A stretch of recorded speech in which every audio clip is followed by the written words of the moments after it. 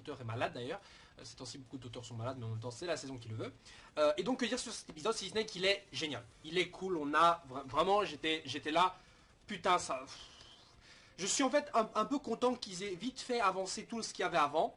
Parce que si maintenant ils prennent leur temps correct pour faire tout ce qui va arriver dans cet arc-ci, alors là je leur pardonne tout. Là je leur pardonne tout, le fait qu'ils aient avancé, qu'ils ont fait trop vite les fights avant. Si c'est juste pour permettre à cet arc-ci d'être correctement développé, ça va, je leur pardonne. Par contre, il y a eu un petit défaut que j'ai remarqué, enfin un petit, non, enfin un gros défaut quand même, qui s'est révélé de taille depuis quelques épisodes, mais surtout dans celui-ci. C'est que en gros, il y a un gros problème au niveau des musiques. Alors, vous allez me dire, ouais, mais t'avais l'air d'être enchanté de voir ça. Et c'est vrai, je suis enchanté de voir ces épisodes, ils sont cool, l'animation ça va, pour moi je la trouve très bien, il n'y a pas de problème, les musiques collent bien à l'univers, ça va aussi. Le problème, c'est qu'on a un petit manque de peps quand même. Il manque un petit truc comme ça, il y a un petit truc de peps qui manque. Et je sais pas si vous le ressentez, mais moi je le ressens. Et c'est peut-être parce que j'ai vu tellement d'épisodes de Fairy Tail que je m'attends forcément à une musique qui déchire ça, en métal, celtique, machin. Et ici, c'est vrai que l'univers... ça prêtait à une musique qui devait justement se rapprocher du style de Fairy Tail. Or on n'a pas ça. Et alors, je vais pas dénigrer le compositeur actuel de l'Anatsuna Taizai qui a également fait Attack of the Titan, qui avait une très belle BO.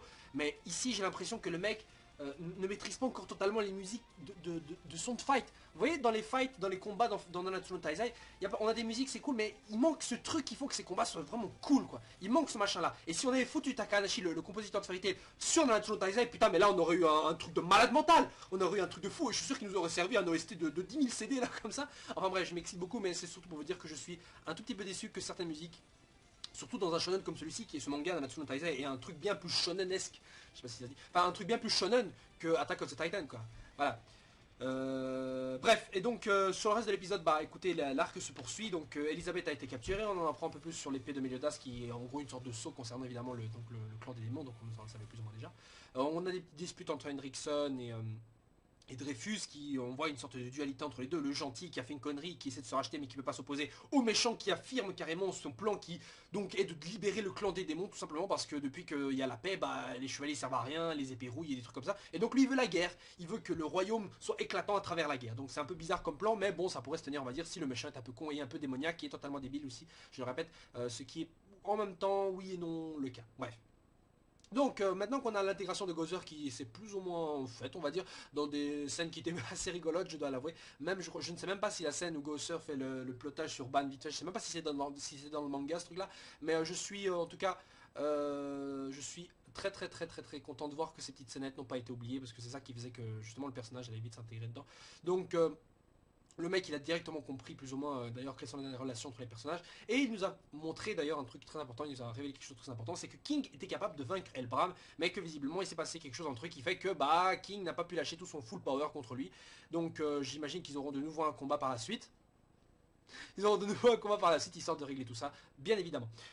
Donc à la fin de l'épisode, qu'est-ce qu'il y a? Donc Elisabeth se fait capturer, et donc on a les Taizai qui vont donc se lancer à l'assaut, mais carrément c'est un truc, c'est à ce moment-là qu'on aurait dû avoir une super musique de... Genre mais comment voulez-vous faire plus épique un assaut, un géant qui balance les trois héros comme ça, à travers je sais pas combien une cinquantaine de kilomètres, plus d'une cinquantaine de kilomètres là, ils les balancent comme ça à travers le ciel, et ils arrivent comme un météore, et ils défoncent tout le monde, hein.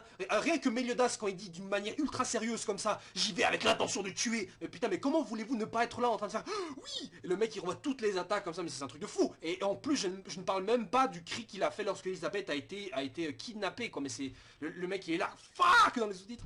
Non moi franchement j'étais là putain, mais le doubleur quand il commence de plus en plus à me plaire, parce que s'il a une voix bien simple, bien gentille comme Meliodas, c'est vrai que quand le doubleur de Meliodas prend une voix vraiment fâchée, là putain on sent qu'il y a un truc qui va se passer, il y a un truc de fou qui va se passer comme ça. Bref.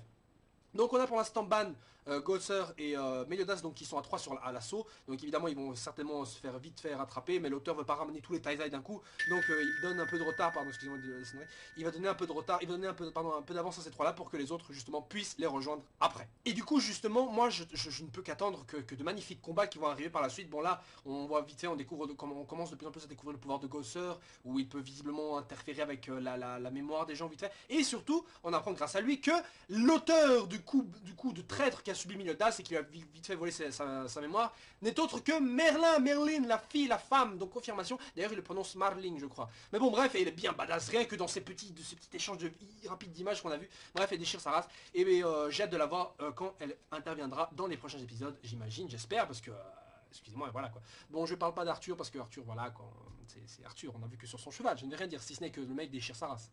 Bref. Sur ce, les gens, on se retrouve la semaine prochaine pour le prochain épisode de Taizai. Suivez Taizai et aussi les scans, n'oubliez pas. Voilà, sur ce, ciao ciao. Zou.